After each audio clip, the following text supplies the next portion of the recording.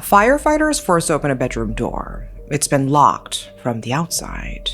Inside, a man is lying dead on the bed. Burn marks cover parts of his body, and the damage is concentrated near the bed frame and around his head. But the rest of the room is almost completely untouched. Papers are still on the desk, the curtains are intact. It's the eve of Hari Raya Idul Fitri, the holiday marking the end of Ramadan. Across Malaysia, families are getting ready to celebrate. But in this home, Nazrin Hassan's family won't be celebrating. They will be planning a funeral. This is the case of Nazrin Hassan, one of the most talked about cases in Malaysia's recent history. And I have to say, this one raises more questions than it answers.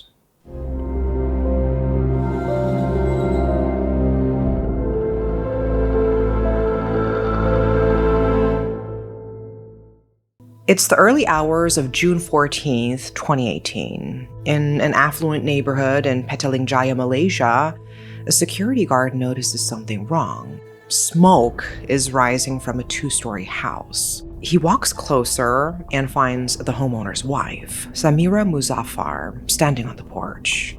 She isn't on the phone. She isn't calling for help. She isn't doing anything. For some reason, none of the members of the household called the emergency services. It was the neighbors who reached out for help. The firefighters arrived to find Samira still standing at the front door. She is completely expressionless. No crying, no wailing, even as her husband is burning in the room above her. There is no emotion at all. The firefighters rush upstairs. Inside the bedroom, they find Nazrin Hassan's body on the bed, with burn marks covering roughly 30% of his body. The room is partially burned, but the pattern doesn't look like that of an accidental fire. The damage is concentrated in specific areas, rather than spreading evenly across the room. Flammable items elsewhere are completely untouched. And another questionable detail is that Nazrin's body is just lying on the bed. There was no sign that he tried to escape, no sign that he tried to move at all. It was a very strange scene. What on earth had happened in this room? To understand why this case would go on to grip an entire nation, let's first look into who Nazrin Hassan was. He was the group CEO of Cradle Fund, a government-linked agency under Malaysia's Ministry of Finance. Cradle provided grant funding to early-stage technology startups, and over the years, it backed hundreds of companies, including a ride-hailing startup that would eventually become Grab. Within Malaysia's tech community, Nazrin was seen as something rare, a leading figure who genuinely understood entrepreneurship because he had actually lived it. Before running Cradle, he had been a startup founder himself. People who worked with him described him as articulate, thoughtful, and direct. He believed that entrepreneurs weren't just building businesses, they were trying to create something that mattered. He once said that Cradle's job was simply to help as many founders as possible reach commercial success, and that what they did with it after that was up to them. When people showed up for his funeral on June 15th, 2018, the turnout said everything. It was the kind of crowd you would expect for a head of state, not someone working behind the scenes at a grant agency. For many people in Malaysia's startup world, Cradle had been the only institution that ever believed their idea, and Nazrin had been the person behind that. For those who had questions about his death, his family and Cradle Fund had answers. Both groups stated that Nazrin had gone to sleep after taking medication for a migraine, and that while he slept, the BlackBerry phone charging behind his bed had exploded. The autopsy carried out at Kuala Lumpur Hospital appeared to support this. It concluded that his death was caused by complications from a blast and blunt penetrating injuries, consistent with a phone explosion. A tragic accident, case closed, except 10 days after Nazrin had been laid to rest, everything changed. On June 25th, a forensic report from the Fire and Rescue Department came back, and its findings didn't match the official story at all. The department found traces of petrol on Nazrin's body, on the bed frame, on the mattress, and on his phone. In light of these findings, the state's Fire and Rescue Department director said it was far too early to conclude that the phone had caused the fire. Then, on August 6, 2018, the police made it official. The case was reclassified. Nazrin Hassan's death was no longer considered an accident. It was murder. Rather than waiting for the authorities to act, Nazrin's siblings began pushing for answers themselves. His older brother, Dr. Malek Hassan, was the first to publicly question the autopsy results. Another brother, Dr. Abdulaziz Hassan, was a lawyer and helped coordinate the family's efforts. And their sister, Che Eleni Che Hassan, obtained the death certificate and compared it to the Fire and Rescue Department's findings. And things weren't adding up. She made a formal request to the court for the right to exhume Nazrin's body for a second autopsy. On October 1st, 2018, the Magistrates Court granted police permission to do exactly that. But Nazrin's widow, Samira, was opposed to this, and her lawyers challenged the decision. But the High Court upheld the initial ruling. Nazrin's body was exhumed on October 8th and transported to the University of Malaya Medical Center for a second autopsy. And here they uncovered something that the first one had not. Nazrin had not died from an exploding phone. He had died from multiple blunt impacts to the head. On March 12, 2019, 4 people were formally charged with Nazrin's murder. The first was his widow, Samira Muzaffar. The second and third were her 2 teenage sons from a previous marriage, then aged 17 and 14. And the fourth was Eka Wahyu Lestari, an Indonesian domestic helper employed by the family. For some reason that has never been made clear, Eka was charged, but never actually arrested, so she was absent for all court proceedings. They were accused of killing Nazrin at his home, sometime between 11:30 p.m. on June 13th and 4 a.m. on June 14th. The charge was murder, but it was brought jointly against all of them. This meant the prosecution had to prove not only that they had murdered Nazrin, but that they had acted together with the shared intention to kill him. In Malaysia, murder carries a mandatory death sentence upon conviction, though that doesn't apply to anyone who was a minor at the time of the offense. The teenagers were safe, but Samira's life was on the line. The trial began on September 6, 2019, before the High Court in Shah Alam. All 3 who appeared in court pleaded not guilty.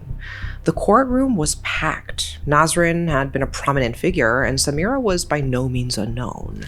She was a senior executive at the Malaysian Intellectual Property Corporation, and her father was Chandra Muzaffar, one of Malaysia's most prominent political scientists and human rights figures.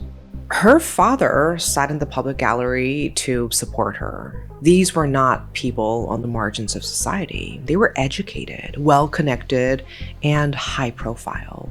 Exactly the type of people to draw public attention. And the case itself was compelling. The prosecution wasn't just suggesting the fire had been set deliberately. They were saying Nazrin may have already been dead before the fire even started. Blood spatter found on the wall of the burned room matched Nazrin's DNA.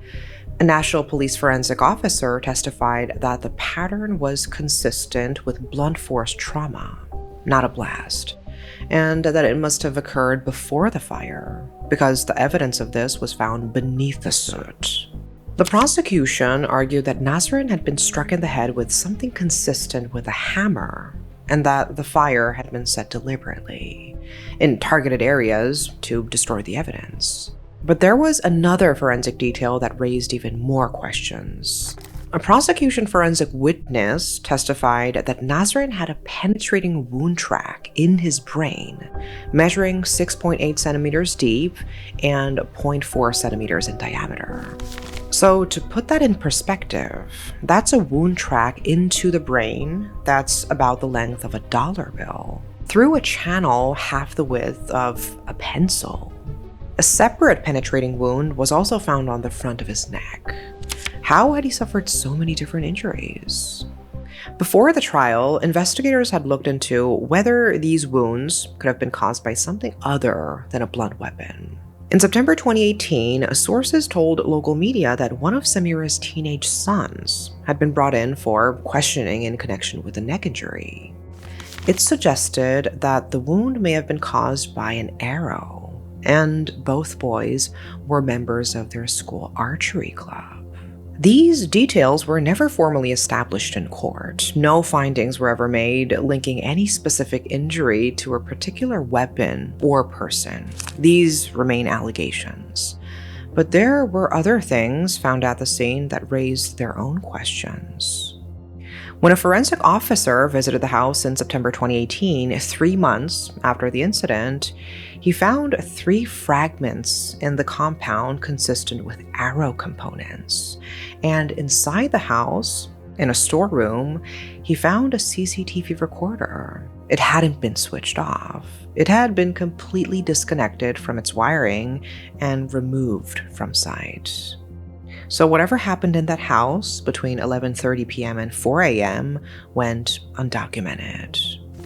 A firefighter also testified that on the morning of June 14th, the day Nazrin's body was discovered, he saw one of the teenagers leaving the house with a box. What was inside has never been discovered. But what could their motive have been? As the trial progressed, the prosecution called a series of witnesses to build a picture of the household. As a family unit, Samira and Nazrin had one son together, and both had children from previous marriages. From the outside, it looked like a stable, successful household. Nazrin's personal assistant called this into question, testifying that Nazrin's work performance had declined after the marriage. A colleague described moments where Nazrin seemed unsettled after phone calls with his wife, and said he had spoken about her spending, and at times had mentioned considering a divorce. The marriage may not have been as happy as it once seemed.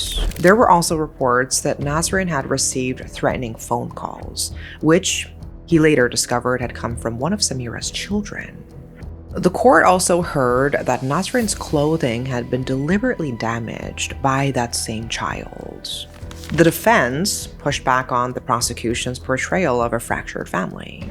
Nazrin's driver testified that family outings in the months before his death seemed completely normal, nothing out of the ordinary. In addition, text messages from Samira's phone in the days before the incident were later described by one of the judges as normal, intimate exchanges between a husband and wife. The prosecution's main problem was that their case rested entirely on circumstantial evidence. They argued that Samira and the 2 teenagers were the last people seen with Nazrin before his death, and Samira had entered Nazrin's room about 3 hours before the fire broke out. She was later seen standing on the porch as smoke rose from the house, making no attempt to call for help and showing no emotion. And they said the fire had been set deliberately, in specific areas to destroy evidence. The defense dismantled each piece individually. They pointed out that the chemistry department had found no traces of petrol on the walls, directly contradicting the fire and rescue department's findings. They also raised serious concerns about how the scene had been handled. Because the death was initially ruled an accident, the house had never been treated as a crime scene. It had been cleaned. People had continued living in it. The arrow fragments and the disconnected TV recorder weren't found until 3 months after Nazrin's death. The blood spatter wasn't discovered until 5 months after the incident. The defense argued that, given all of this, the reliability of the evidence collected from the site simply couldn't be guaranteed. And then there was Acquittal, the family's domestic helper. She had been in the house on the night Nazrin died. She had been charged, and yet she had never been arrested. She wasn't hard to find. She was living in another city, working in a coffee shop, and yet she was never brought before the court to answer a single question about what she might have seen. On June 21st, 2022, the High Court acquitted all 3 defendants without requiring them to present a defense. By that point, the 2 teenagers were 20 and 17. The judges found that the prosecution had failed to present even the minimum evidence required to proceed with the trial. There was simply nothing to show that any of the accused had caused Nasrin's death. Outside the courtroom, Nasrin's brother, Dr. Abdulaziz Hassan, told reporters the family still had unanswered questions and hoped the prosecution would appeal. His sister, Chayalini Che Hassan, was direct. The family wasn't trying to send anyone to the gallows. They just wanted the truth. The prosecution did appeal. They raised the additional question of the door to Nasrin's room being locked from the outside. However, they still didn't have enough. On February 8th, 2024, the Court of Appeal dismissed the appeal. There was no proof of a common intention among the 3 accused. The petrol evidence was rejected outright, given its direct contradiction by the chemistry department. And the court noted, again, that another person charged with Nasrin's murder had been living openly within the country, and that nobody had ever gone to get her. The prosecution appealed one final time to the federal court, the highest court in Malaysia. On January 7th, 2026, the 3 judges unanimously dismissed the appeal. They too found the evidence to be insufficient. And so, Samira Muzaffar and her 2 sons are, in the eyes of the law, completely innocent. All 3 were acquitted at every level of Malaysia's court system. Eka Wayu Lestari remains at large. Nobody has been convicted of Nasrin Hassan's murder. After the federal court's decision, Nasrin's brother, Dr. Malek Hassan, spoke to reporters. "Our feelings are mixed," he said. "My sister is deeply saddened because they were very close. She only wants to know what actually happened, not who is to blame." And we really don't know what happened. There were so many different findings from different sources that it's truly impossible to discern. A localized fire, traces of petrol, a phone explosion, blood spatter, blunt force trauma to the head, a deep injury to the brain, arrow fragments, a door locked from the outside, and a wife who decided, for whatever reason, not to call for help. All we know for sure is this: Nasrin Hassan went home on the last evening of Ramadan. There was a fire in his room, and by morning, his family was preparing for his burial. We can only hope that in the future, his family members get the answers they need. That is all for today. Thank you for watching.